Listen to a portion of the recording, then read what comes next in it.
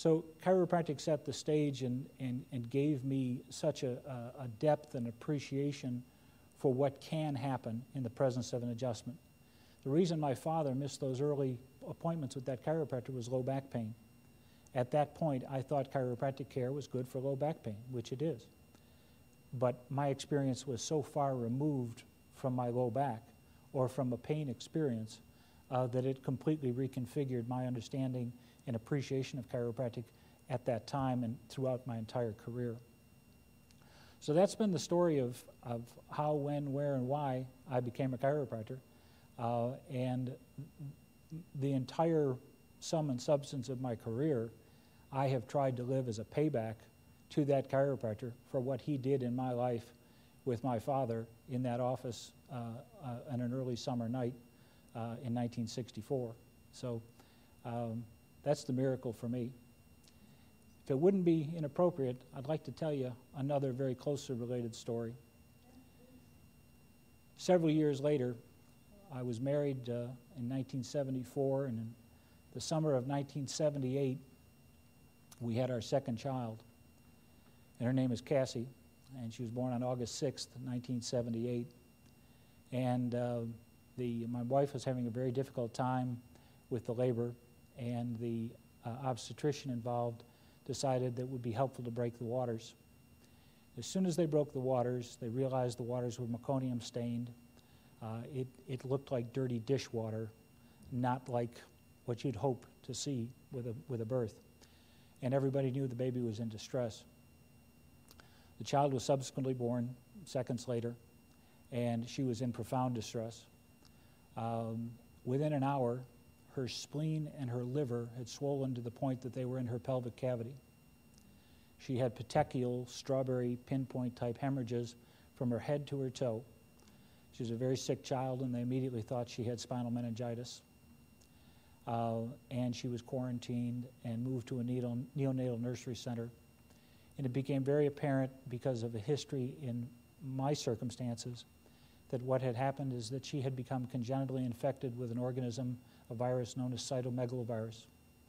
And it hit somewhere between the 4th and the 5th month of the pregnancy, and it resulted in Cassie being born with all of these problems.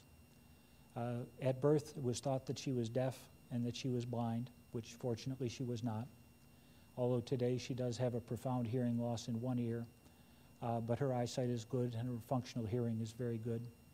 But over the years, she has had a mild cerebral palsy presentation. She'll never dance the ballet. She'll never worry about a quadratic equation. But, you know, of all of my children, she's held a job longer than all of the others put together. So she's doing very well and getting by in the world.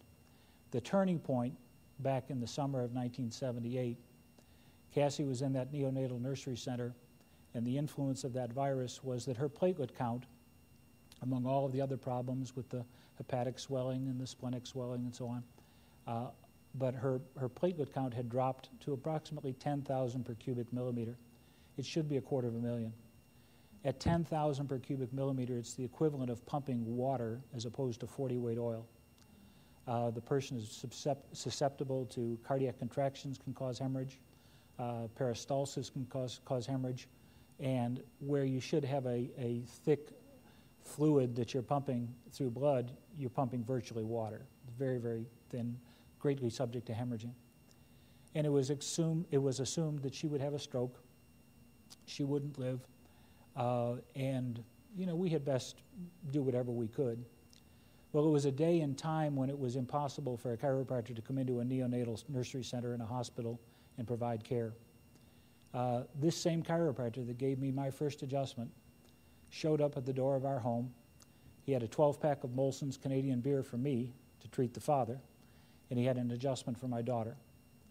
We took him to that neonatal nursery center as Reverend Kassan, because Dr. Kassan wasn't welcome. The child was going to die, in their opinion, so the idea that we wanted to bring clergy in was no problem. Well, he pulled the drape in the neonatal nursery center, and he proceeded to adjust my daughter. We forgot that she was attached to a dozen different monitors, and as he delivered that adjustment and things changed, all of the monitors went off. The neonatal nursery center was like a 5-alarm fire. There were people coming from all directions, running, hollering, etc. And he pulled back the drape, walked out. Remember, he was Reverend Cassan after that adjustment, so he said, "Praise God," and headed to the door. And within 12 hours, Cassie's platelet count had climbed from 10,000 per cubic millimeter to 100,000. Within 24 hours, it was at 250,000. And within 2 days, she was home with us. As I said, Cassie's not normal in the context of textbook normal. She has been one of my life's greatest teachers, I'll tell you that. She gets by in the world. She lives on her own. She has a very comfortable living. And as I said, she's been employed for the last 13 years and very successfully. So that miracle to, number one, give us our daughter, and number two, to allow us to be reconnected and rejoined as a family, and then to allow her the opportunity to live out what potential she has from that very rocky beginning. Quite an important moment and series of moments in my life and in my daughter's life and in our entire family's life as well.